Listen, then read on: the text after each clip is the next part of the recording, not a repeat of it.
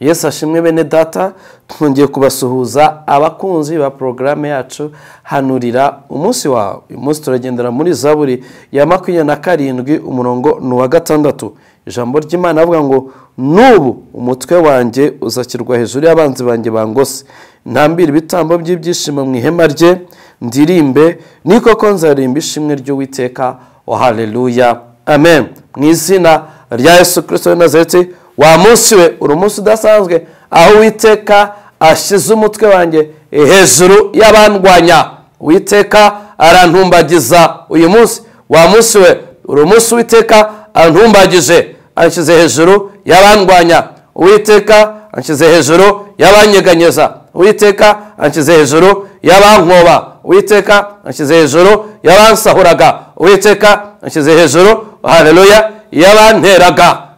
Wa munsi we uri umunsi udasanzwe. Zaburi ya 27 umurongo n'uwa 6. Haleluya. Uwiteka ashyize umutwe wanjye hejuru, ashyize hejuru y'abanzi banjye bangose. Haleluya. Imigambi y'abagome ipfuye ubusa, imigambi y'abanzi banjye ipfuye ubusa, intwaro zabo zipfuye ubusa. Uwiteka arabarwanyije, arabatsinze.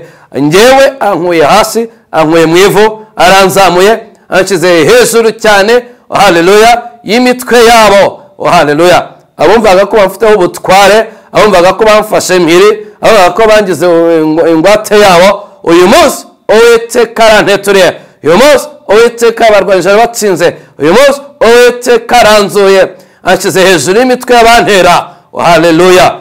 Uyu munsi ni umunsi udasanzwe, aho Uwiteka mpaye kuvuga amashimwe. Uyu ni umunsi Uwiteka, haleluya, amaye ijambo hagati y'abandwanya. Uyu munsi ni umunsi udasanzwe, haleluya, aho Uwiteka amaye kuririmba indirimbo nshya hagati y'abatanyifuriza amahoro. Wa munsi uri umunsi udasanzwe, uje uhetse amahoro mu buzima bwanjye, uje uhetse intsinzi mu buzima bwanjye. Uwiteka ayishyize hejuru y'imitwe y'abanteraga, amaye kubatsinda no kubivuga hejuru, mu izina rya Yesu Kristo w'i Nazareti, amen.